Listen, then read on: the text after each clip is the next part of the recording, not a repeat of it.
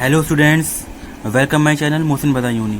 मैं यहाँ पर आपको फाइनेंशियल मैनेजमेंट पढ़ाऊँगा और फाइनेंशियल मैनेजमेंट का most important chapter operating financial and combined leverage.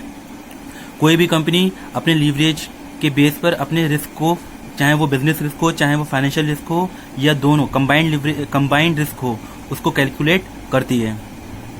मैं स्टेप बाय स्टेप आपको ऑपरेटिंग, फाइनेंशियल और कंबाइंड लीवरेज दोनों ही समझाऊंगा। पहला स्टार्टिंग में ऑपरेटिंग लीवरेज से करता हूं, इसको ध्यान से देखिएगा। मैंने क्वेश्चंस हिंदी और इंग्लिश दोनों में ही प्रिपेयर किए हैं। आप लोग आप लोगों को जिसमें भी इजी लगे वो आप स्क्रीनशॉट लेकर उसका एक रजिस्टर मेंटेन कर सकते हैं। आप अगर रजिस्टर मेंटेन करेंगे और ये क्वेश्चन जो है नोट डाउन करेंगे तो इससे आपको कभी भी दिक्कत नहीं आएगी। जब भी आप देखना चाहेंगे तो आप उसमें से देख सकते हैं। इसलिए मैं चाहूँगा कि आप एक रजिस्टर मेंटेन करिए और स्क्रीनशॉट लेकर या वीडियो को पॉज करके आप उसको नोट करिए विद सॉल्यूशन। देखिए मैं स्टार्ट करता हूँ। ए, बी एंड सी 3 कंपनियां हैं। तीनों की उत्पादन क्षमता यानी कि उनकी कैपेसिटी जो है 50,000 यूनिट्स की है। तीनों कंपनियों के विक्रय मूल्य 10 रुपये प्रति इकाई यानी पर यूनिट तथा परिवर्तनशील यानी कि वेरिएबल कॉस्ट पर यूनिट 4 रुपये है। स्थिर लागत यानी कि फिक्स कॉस्ट जो है वो 1 लाख, बी कंपनी की 2 लाख और सी कंपनी की 2.5 लाख। तीनों कंपनियों के हमें परिचालन यानी कि ऑपरेटिंग लीवरेज की गणना करनी है। एक बार इंग्लिश में भी पढ़ लीजिए चाहो तो, और इसका स्क्रीनशॉट ले लें जिससे कि आप रजिस्टर में इसको नोट डाउन कर सकें। There are 3 companies A, B and C. The volume of production in each company is 50,000 units. Price per unit is ₹10 and variable cost per unit are ₹4 रुपये। For all 3 companies, fixed costs are ₹1 lakh in company A, 2 lakh in company B, 2.5 lakh in company C.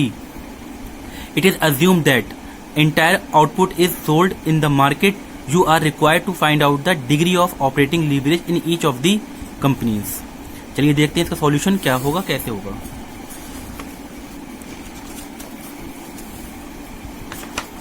देखिए 3 company हमने लिखी A, B and C।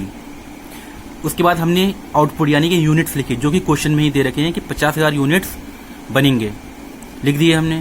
फिर हम निकाली sales हमें जो है क्वेश्चन में दे रखी है 10 रुपये पर यूनिट। तो अगर हम 10 रुपये पर यूनिट को मल्टीप्लाई यूनिट से करेंगे तो हमारी सेल्स आ जाएगी 5 लाख, 5 लाख, 5 लाख तीनों में, क्योंकि तीनों के यूनिट्स क्या हैं, सेम है। उसके बाद हम लेंगे वेरिएबल कॉस्ट पर यूनिट जो कि 4 रुपये दे रखी है क्वेश्चन में। अगर हम इसको मल्टीप्लाई करेंगे यूनिट से तो 2 लाख, 2 लाख, 2 लाख आ जाए, क्योंकि यूनिट भी सेम है यहाँ पर भी। तो कंट्रीब्यूशन हमारा कितना हो जाएगा, यानी कि अगर हम सेल्स में से वेरिएबल कॉस्ट माइनस कर दें तो हमारा कंट्रीब्यूशन आ जाएगा 3 लाख, 3 लाख, 3 लाख। उसके बाद हम इसमें से माइनस करेंगे फिक्स कॉस्ट जो कि क्वेश्चन में ही दे रखी है 1 लाख, 2 लाख और 2.5 लाख। अगर 3 में से 1 गया तो बचा 2 लाख। इसी तरह से हमने सब में से माइनस किया, 3 में से 2 गया 1 और 3 में से 2 गया 50, 2.5 गया 50।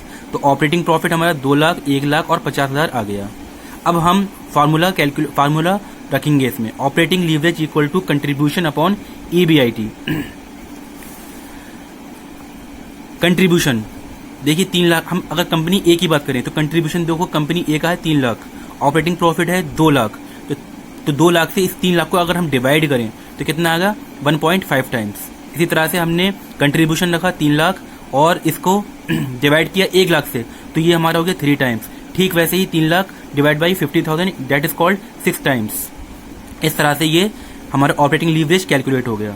आगे की वीडियो में मैं नेक्स्ट क्वेश्चन कराऊंगा, ऑपरेटिंग लीवरेज का ही कराऊंगा या फिर फाइनेंशियल लीवरेज का कराऊंगा। अगर मेरी वीडियो पसंद आए तो इसको लाइक और सब्सक्राइब जरूर कीजिएगा। Thank you.